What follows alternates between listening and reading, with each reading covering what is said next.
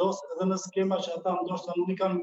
provuar më përpara. Kështu që këto dy ndeshje janë test, janë mundësi shumë e mirë për të që të shikojë futbollistët në gjithë dimensionet dhe të krijojë një ide më të plotë edhe ai për skuadrën, sepse është ndryshe ta shikosh nga jashtë dhe është ndryshe të shikosh se si përshtaten ata në fushë kur ti je duke ndjekur ndeshjen dhe pak metra larg nga pankina. Pra është një fat po themi për trajnerin Maran që ka këto dy ndeshje miqësore, mos harrojmë që duhet ta theksonin që fillimet janë miqësore të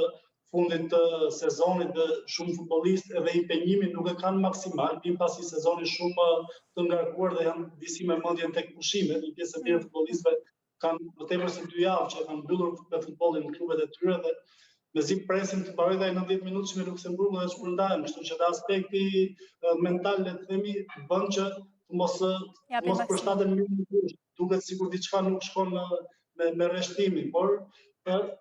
testi i vërtetë i Shqipërisë do të jetë Liga e Kombeve në muajin shtator. Këto dy ndeshje besoj që trajneri Maran do të nxjerrë shënimet e nevojshme dhe të kuptojnë nëse mund të vazhdojë të këngul me këto ide të veta, pra me skuadër kameleon në thonjza që ndryshon rreshtimin disa herë gjatë ndeshjes, ndryshe sillet në fazën mbrojtëse, ndryshe në fazën sulmuese të tjerë, apo do duhet të kthehet në shtator tek një rreshtim më i sigurt, tek një skemë taktike më e sigurt, të cilën ne e njohim mirë dhe jemi më, si thua, shprehen më mirë edhe futbollistët. Mos harrojmë që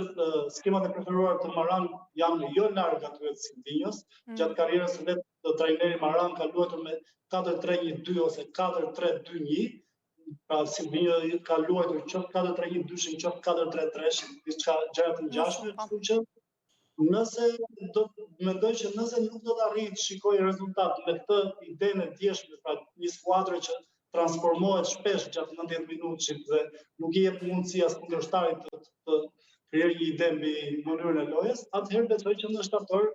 kur aty ku fillon llogariten pikët, ku merr vlerë ndeshja më tepër, besoj që do të kthehet tek më e sigurta, tek një rreshtim 4-3-3 apo 4-3-1-2, ku edhe futbollistët ndjehen më mirë pasi kanë disa kohë që losin me Silvinjo në atë lloj skeme dhe do të mund të shprehen më mirë.